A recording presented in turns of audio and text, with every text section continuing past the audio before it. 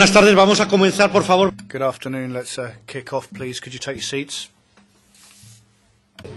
Muy bien. Vamos a comenzar. Let's get started. We're going to start with petition number 13, presented by Yelena Antonova, who's Latvian, on supposed discrimination and alleged violation of free movement of people in the Netherlands. Just to let you know, following 13, we're going to go back to number 12, because we didn't manage to get that in this morning. So we're going to go 13, 12, and then we'll go 14, 15, 16, 17, 18, 19, 20, 21, which all relate to Denmark, and then we'll move on to 22, the Irish citizen, and 23 from a Spanish petitioner. So as I said previously, we'll be starting with 13. The petitioners are present, are here. They're there, great.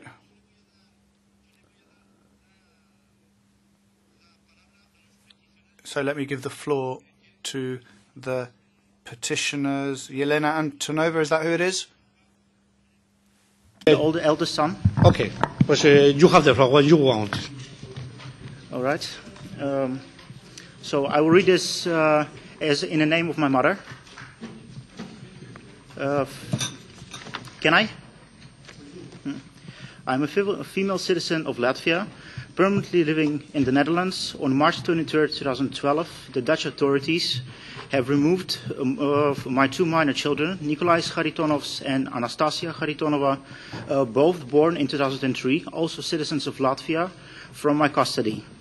Among the reasons for removal named by authorities is that I speak only Russian.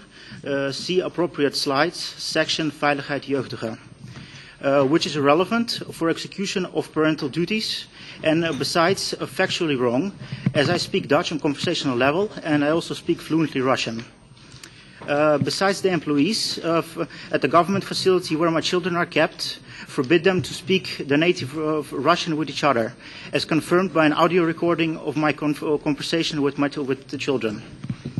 Youth care organization, Jeugdzorg, employees clearly state during our meeting, in the presence of a lawyer and other invited persons, the representative of Embassy of Latvia in the Netherlands among them, that they don't like that Russian is spoken at home, and that is one of the two reasons that the children are taken away. Another reason is that the organization had suspicion that I would reside with my children in Latvia. The employees at the living facility where my children are being kept, forbidding them to speak the mother tongue, Russian, with each other. Because of that, children forgot a lot of words over the past 10 months and now have trouble speak and understand Russian. Jeugdzorg also denies any contact between the children and their older brother for already 10 months. The court's decision allowing Jeugdzorg to remove my son and daughter from my custody has expired on 8 November of 2012, which means that I could bring my children back home. I took back my children in the early morning on November 8th, but in 4 hours, the employees of Jeugdzorg, accompanied by the police, barged into my house, waving with the new court decision and claiming again removal of my children. And another trauma for them has been created. Jeugdzorg refuses to provide normal medical treatment to my children, which led to several illnesses in the past 7 months. And in particular, this year, my children needed a vaccination, but Jeugdzorg employees refused to do it. Conclusion, the above-mentioned activities of the Dutch authorities fall under competence of the European Union, as their discriminatory attitude impairs the rights of me and my children to move and reside in the Netherlands freely, granted by Articles 20, 21 of the Treaty on the Functioning of the European Union. By removing the children from my custody because of the language and by depriving the children of possibility to communicate in their native language, the Dutch authorities have violated the prohibition of direct discrimination by language and of indirect discrimination by ethnic origin and nationality, all forbidden by Article 10 of the Charter of Fundamental Rights. Besides, the authorities failed to follow their duty to respect the language diversity of the rights of the child and legal protection of family. Articles 22, 24 and 33 of the Charter. Jelena Antonova. Muchísimas gracias. Thank you very much. Prior to giving the floor to any colleagues who want to intervene, we'll hear from the Commission, and we have Mrs. Loop, who's going to speak for the Commission, I believe. Caroline Loop. Thank you, Mr. Chairman. First, I would like to stress that what I'll be saying won't be the final communication of the Commission, as the petition was received very recently. There was no time to consult different services. And also that we received only yesterday one annex to the petition. From hearing today the sound of the petitioner, I also discovered that a lot of annexes or evidence are lacking in the file. So that's what I'll be saying now is a provisional answer. So, well, you have heard the facts of the petitions. I will concentrate on EU law and general information on all free movement. Perdón, vamos a ver. Sorry, what I can't understand as chair and member of this committee is that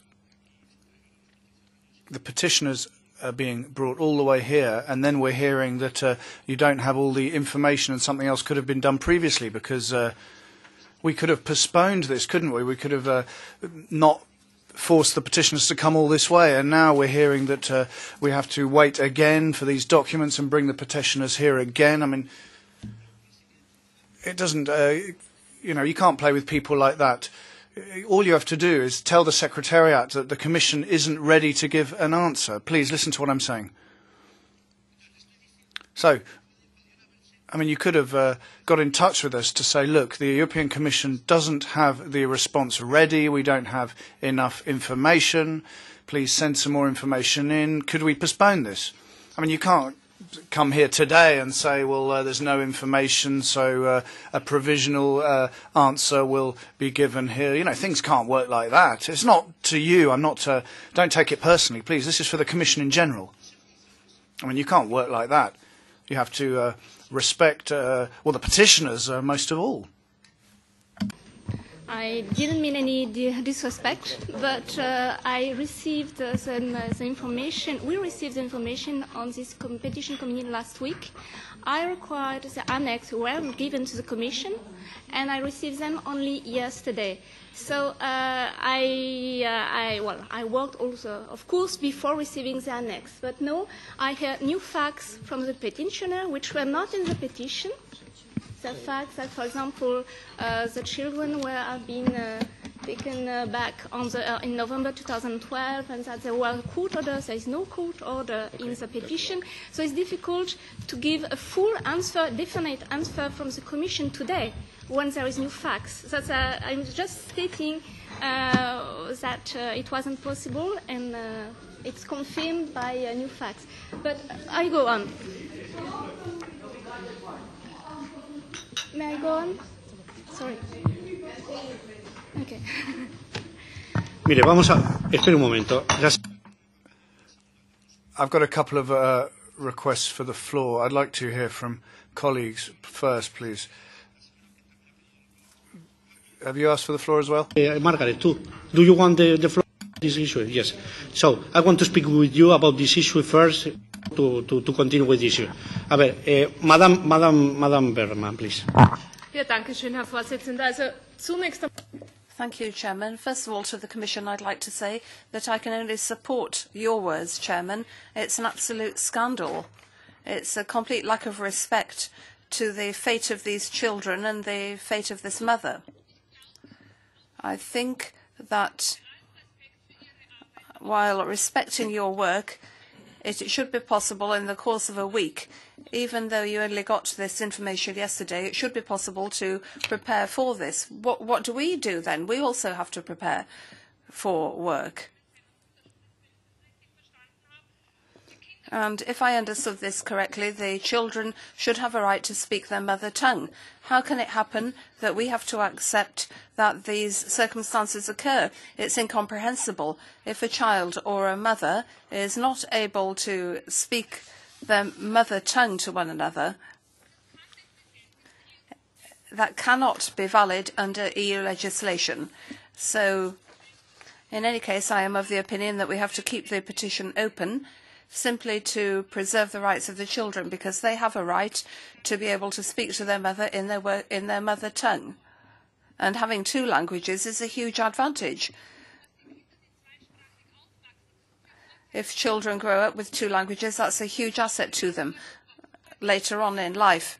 We're going to have numerous languages in Europe, and we have many children who speak 2 or 3 languages, and that's to the benefit of everyone in Europe. Thank you. Gracias, señora Berman. Thank you. Mrs. Zdanoka, please. Yeah, just first on procedure. As you see, the petition has been submitted on July 10th, 2012, and with 4 annexes. In any case, the Commission had to have these annexes. 2 of these annexes were showed, and extracts of these annexes where it was written black on white that one of the reasons is that mother doesn't speak fluently Dutch and speaks Russian with her children. Yes, of course, from that time something has happened. But it is for further investigation. We are investigating petitions submitted on July 10th, 2012. Therefore, I cannot admit the response from the Commission that they could not be prepared for this hearing. Madam Oken, please. Sorry. Mrs. Hall, please. Jeg tror, jeg vil tale mit modersmål. Sorry, I haven't had time to answer it yet, so of course you have received no answer. No, perdón. Sí, perdón. I have something to say. I wasn't just stepping there. So, Sí, perdón. Sí, pero cuando le toque a usted. Yeah, but take your turn, please. Wait for your turn. The colleagues first, and then I'll give you the floor. I'm the chairman here. I mean, if you're enjoying yourself, that's great. But I'm the chairman here, so please wait for your turn. Now, Mrs. Auken, please. Once again, I mean, if you think this is funny, then you can leave. Thank you. Margaret, please. Ja, jeg vil tale dansk, altså. Og blot sige, at selvom kommissionen ikke, hvad jeg heller ikke forstår, ikke har haft de dokumenter, det er lidt bizart. Men det er selvfølgelig ikke den herværende repræsentant. Thank you very much. Of course, it is not the responsibility of the petitioner to look after the documentation, but nonetheless, I think that we can discuss it. I think that the Commission has used its imagination in finding an excuse for the behaviour of the Dutch authorities. It's incomprehensible. I think that the mother tongue, or the language spoken by the father, it could have been German or English, or even French. If a child is brought up with English, French or German, there would be no problem. Everybody would happily speak to one another. If everybody could have children with 2 languages, that would be wonderful. My brother is Dane, his wife is German, and their children have grown up with 2 languages. So I've experienced that in my own family, and it's a huge advantage for these children. And I think that we had a similar case involving Polish, and we all expressed the view that there had been discrimination against the father or the mother in that case. I can't remember. And I think that the Commission should call a spade and make things quite clear to the authorities concerned, but perhaps put in terms which make it quite clear to the authorities. But it's terrible that we have this sort of case again. Thank you, Margaret. Please, you have the floor. Just that I was reacting because you were reacting to an answer that I haven't given. I'm very sorry. So, yes.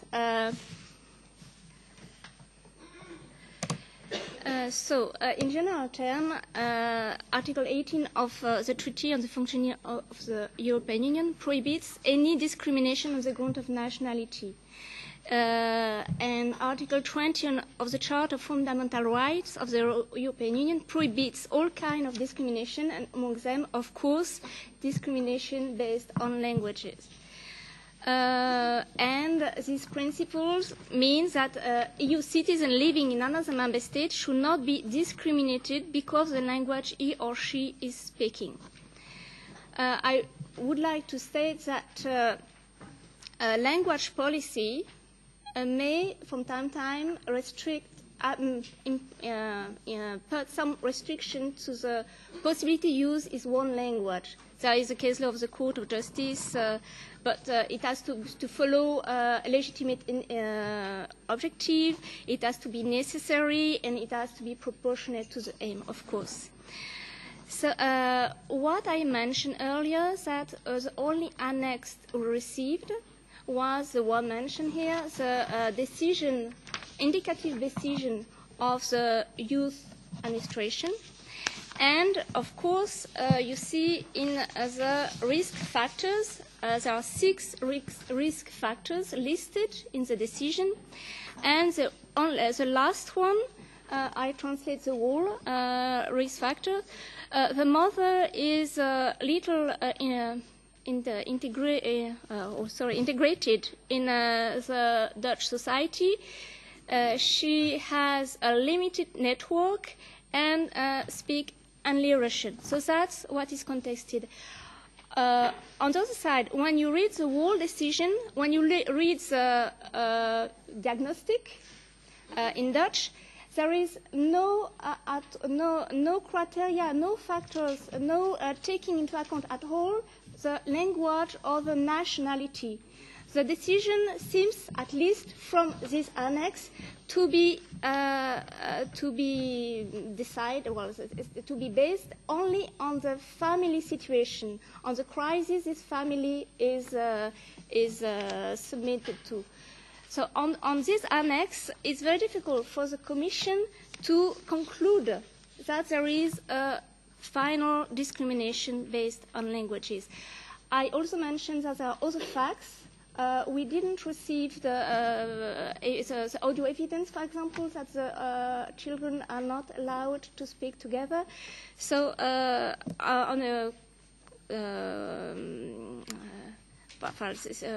currently, the Commission cannot identify final discrimination based on languages.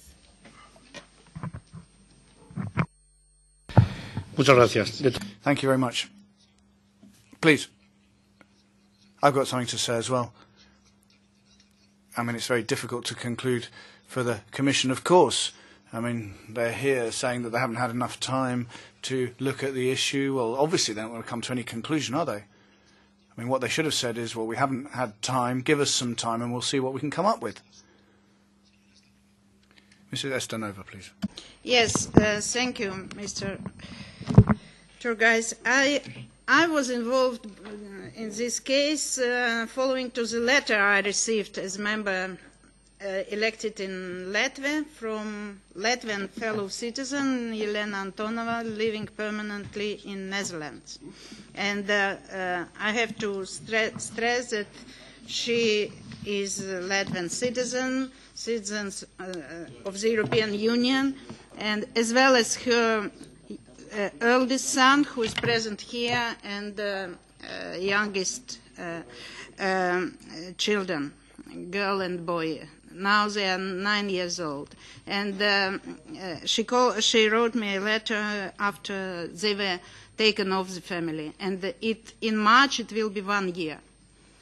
Yeah, and the video was also placed how the authorities were taking children. It's out of any perception of humanity how it was done. And I also embassy of Latvia was involved in this case, but the authorities of Jeugdzorg did not accept any competence of Embassy of Latvia. After a number of applications, they allowed representative of the consulate to be present in one of the meetings of MASA with Jeugdzorg authorities. Finally, they accepted also my visit and my presence. I have personally also participated this autumn in one of such visits. By the way, and I have to approve, I have openly told to these officials that you are violating Charter of Fundamental Rights, because they were mentioning in paper, in words, all the time that the language of the family is Russian. By the way, the father with whom Yelena is divorced is also a native Russian speaker. But he later on received a status of refugee and then by facilitative procedure the citizenship of Netherlands. So I see here also unequal treatment of citizens of different EU member states, where one is citizen of Netherlands and another is Latvian citizen. That is our petitioner. So I will not repeat all articles of the Charter, of the treaty, which are violated by my perception here. And I'm completely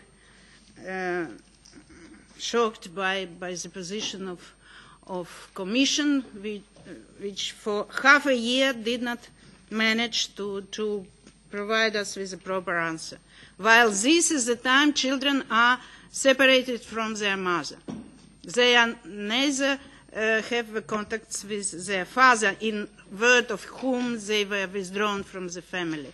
So every day of child being a part of the family is influencing all his life. And it was a shock for children, as we can see from photos, from video, etc., etc. So every day we are not doing our job. It has an immense influence to the situation of the family, to the situation of the children. So my request is to keep this petition open and to obtain as soon as possible the answer from Dutch authorities and as well as competent opinion from the Commission. Thank you.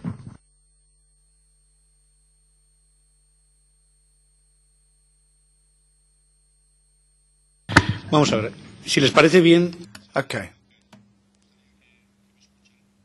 Please, could you listen to what I'm saying? Well, prior to giving the floor to the petitioner to conclude, what we'll do... Mr. Yar wants the floor. But we'll leave the petition open, obviously, given the situation. And we'll also do a couple of things. One, send a letter to the Dutch authorities raising this case that we've received in the Petitions Committee and calling for a solution to be provided by the Dutch authorities and a rectification as well. And secondly, given that this petition is open and as we heard we need more information, we could invite the petitioners and the Dutch authorities to appear in a future meeting. Do you agree with that? Good. Great. Mr. Yar, please, did you want the floor? And then I'll give the floor to the petitioners to close. Yes, thank you, Chairman. We have to try to sum this up according to the rules of procedure. I'd like to repeat two things. What I can't accept when the Commission says it doesn't have enough time for preparation. Our committee doesn't meet all that often, so there is plenty of preparatory time. They should just do overtime. Secondly, I understand the Commission when they say they couldn't prepare because they hadn't got the answers from the Member States, or the answers from the Member States were incomplete. Then I would support what the Chairman said and say that we should complain about this. We've really got to raise this with the Council. We have a general problem with the dialogue between the Commission and the Member States. That dialogue isn't working properly. And I know that if I were a Member State, I might do the same thing myself. If there's a matter which is unpleasant, then I'll try to put off an answer, because nothing will happen anyway. So that's not a good way to deal with one another. We should have some sort of deadline by which answers have to be received, and I would be explicitly in support of this being done. If we have an urgent need, we can leave the petition open, but when we come back to this, we need representatives from the Netherlands, because otherwise we'll be missing the point again. And we want to make this a key point, because otherwise we're just talking to one another without the Dutch authorities, and we can't clear things up. It's dissatisfactory for the petitioner that we can't make more progress. So that's an official request to the Chair to send a letter to say that we're generally dissatisfied with dialogue between the Commission and the Member States. It takes too long, particularly on difficult problems. It's all very well to cooperate, but we've got to deal with the difficult things as well. Thank you. Victor, please. Gracias, Presidente. I'm also sharing the same opinion as Mr. Yar just mentioned before. We are speaking now about something which happens within the European Union, which do touch fundamental rights of European citizens. Something which involves 2 EU member states. We are not speaking about something outside the European Union. And yet, to allow this to happen within the European Union, 2 children to be taken away from their parental shelter against any legal ground. How to do that? On which basis? Without having no court decision, just through an administrative act. Then how to qualify the behavior of an EU member state versus EU citizens? We are speaking here again about EU citizens, not about any others, because there are also events which do involve outside EU citizens. Even in that moment, it's not acceptable. And finally, to have now the answer, but we had no time enough to explore the response and the reply of the competent authorities, it is just the failure of our claims about human standards, about fundamental freedoms, fundamental rights. Because the statement is very nice, but the difference between preaching and practicing is sometimes huge. And this is a crystal clear case where 2 children, we speak no other language except the family one, are taken away from an authority with no other except administrative decision, treated in a way we don't know yet, while the information we got from Madame Ždanoka shows there are also problematic issues related to the behavior of those authorities, and ask the European Union to say with full serenity, sorry, we had no time, we have no information. Member states which pretend sometimes to give lessons to other member states. I don't hesitate to say myself that Netherlands is sometimes practicing and preaching standards for my member state, Romania. How to accept that? How to accept that in 2013? This is why I'm completely unhappy and concerned about the reply of the Commission, and it's just unacceptable, the reply from the Dutch competent authorities. If this happens with EU citizens, it's easy to imagine how it can happen with non-EU citizens. Sorry. Gracias, Víctor. Thank you, Victor. The petitioners have the floor to wind up very briefly. To finish about this question, Gerne. very shortly, please. Ja, ja, ganz kurz. Very briefly, I'll speak German. My mother tongue is Czech, and I grew up in the Netherlands. But I've lost my mother tongue. And that's a comparison with this case. I'd like to point out that the Dutch authorities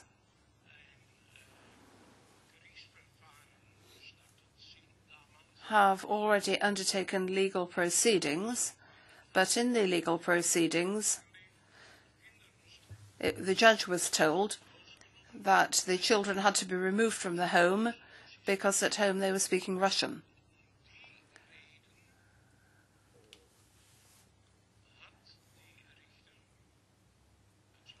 And the judge decided on that basis to remove the children from the home, and the children were taken out of the house next day. And 3 weeks later, there was a new legal ruling. The mother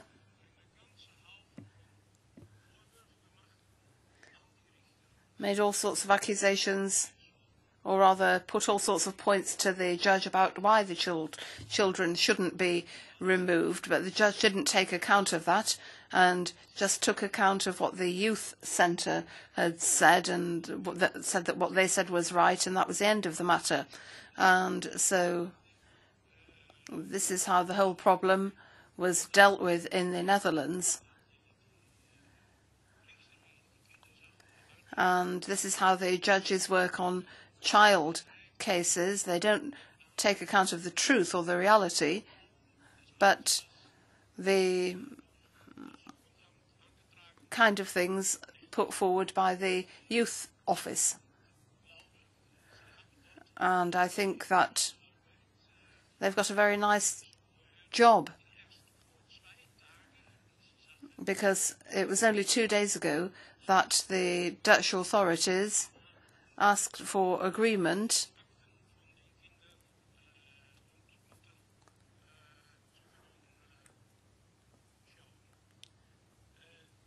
to look at the documents pertaining to the mother and the children. And that's just an indication of what the whole situation is like, and it's been going on and on. One mistake after the other has been made, and the children are the ones who are suffering. The mother is suffering, and nobody's looking after them. And so that's why the mother came to ask for help. Muchísimas gracias a los peticionarios. Thank you very much to the petitioners. So if there are no further requests for the floor, we will do what we said earlier on. And on the 18th of February 2013, we sent a letter which said, I have to inform you that it has not been possible to comply with the request of the committee in time for the handling of this petition by the committee scheduled for Wednesday, 20 February 2013. Como ven, pues estamos más de lo. So as you see, it's more of the same. And in your letter of December, sí, me lo dice para que remarquemos que lo traduzco en su carta del 3 de diciembre. It's a letter of the 13th of December. It was sent to the Dutch embassy on the 13th of December. So they've had enough time to be able to reply and to provide us with more information on this. So we'll come back to this subject, I hope, with all the information available to the Commission And on behalf of all my colleagues in the Petitions Committee, I do apologise because this shouldn't have happened, what you saw today with this petition. So